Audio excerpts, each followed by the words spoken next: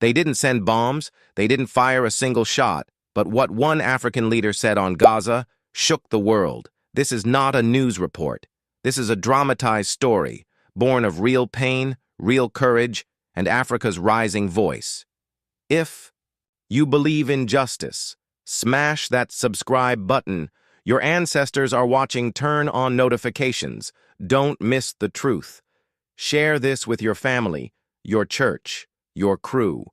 Comment, I stand with Gaza. The best replies get pinned because silence helps no one. And this story, it's about breaking it. His name?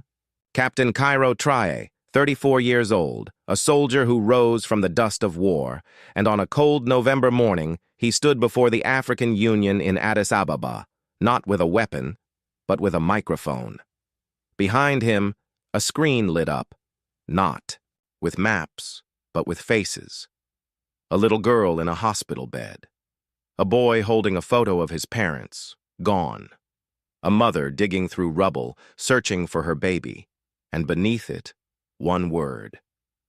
Gaza. The room fell silent. No whispers. No interruptions. Just grief. Then Traoré spoke, calm, clear, unshakable. I was born in a land of red soil and golden sun. I know what it means to lose a home, to see your village burned, to flee with nothing but memory. But I also know this. When the world is silent, the pain never ends. What is happening in Gaza is not war.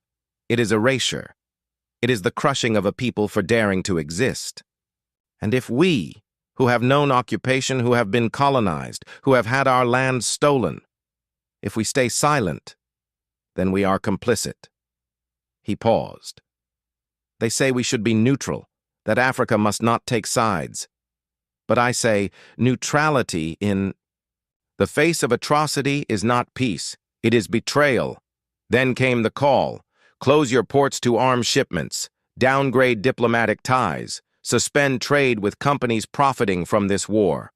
Not to start a war, but to stop one. Silence. Then, one by one, leaders stood. Not all, but enough. Within 72 hours, Burkina Faso suspended military cooperation. Mali halted a $300 million port deal. Niger expelled a foreign military advisor. And the hashtag #Africa Stands with Palestine exploded. 10 million views in 48 hours. This wasn't a declaration of war, it was a declaration of conscience. And the youth, 67% under 25, watched it unfold. In Ouagadougou, students painted murals, a Palestinian child holding an African flag. In Dakar, rappers dropped tracks.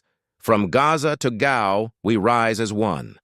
In Accra, mothers organized food drives, not just for Palestine, but for displaced families in the Sahel, because they understood oppression is the same language, no matter the accent. But the world didn't stay quiet. Editorials called Traoré reckless. Diplomats warned of economic consequences. One world leader reportedly said he's playing with fire. But Traoré didn't flinch. At a press conference, he said, "We were born in fire. We are not afraid of it." Then came the real revolution, not in politics, but in education. Over 5,000 schools had been closed due to insecurity, so Traoré launched Operation Light, a solar-powered radio network that broadcast lessons daily.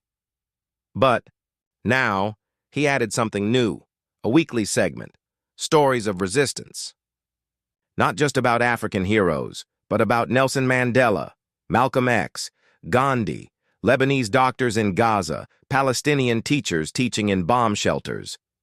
One 14-year-old girl in Kaya said, "I used to think war was just something that happened far away. Now I know, courage is global." That phrase went viral. Courage is global, printed on T-shirts, shared in classrooms, and then, the ultimate act of unity. Burkina Faso, Mali, and Niger announced the Alliance of Sahel States, AES, a new bloc built on self-reliance, shared defense, and moral sovereignty. Their first joint statement, "We recognize the right of the Palestinian people to exist, to live, and to return. No military threat, no incitement, just a moral line in the sand. The old regional bloc, ECOWAS, issued a cold response. But the people? They celebrated, because for the first time, Africa wasn't just reacting, it was leading. Of course, the cost was high. Sanctions came. Some foreign investors pulled out. Fuel prices rose. But others saw opportunity. Turkish engineers helped build roads. Brazilian agronomists shared drought-resistant farming. Russian military advisors offered training without base rights. The key? Balance. Partnerships, not dependencies. Cooperation, not colonization. And as the months passed, something remarkable happened.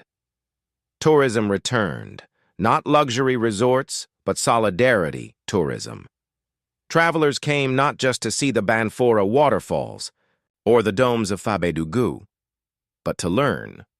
How did a nation rebuild without foreign aid? How did youth lead a silent revolution? What did moral courage look like in action? One journalist from New York wrote, "I came to report on a crisis. I left inspired by a renaissance. And then, the ultimate symbol of change, the Uwaga Justice. Hub opened, a center for human rights, conflict resolution, and global solidarity. Students studied international law. Lawyers offered free counsel to displaced families. Artists created murals of unity, African and Palestinian children holding hands. This was the new generation, not waiting for permission, building. A future of dignity, not dominance. And Captain Traoré, he didn't claim victory. At a rare public speech, he said, "I did not change Africa. The people did. I only refused to stay silent." Today, the challenges remain: poverty, climate change, insecurity, but the spirit, unbroken, and the youth? They're no longer asking, "Can we survive?" They're asking, "How fast can we rise for ourselves and for others?" So now I ask you, what would you have done if you were in that hall, with the world watching, and the chance to speak for the voiceless? Would you have stayed silent, or would you have stood? Comment. I stand with Gaza. The most powerful, honest, or personal reply will be pinned. If this story moved you, smash that like button. Subscribe, because next week, the nation that canceled debt forever. The future isn't predicted, it's imagined. And sometimes, it starts with a single, "We stand with you."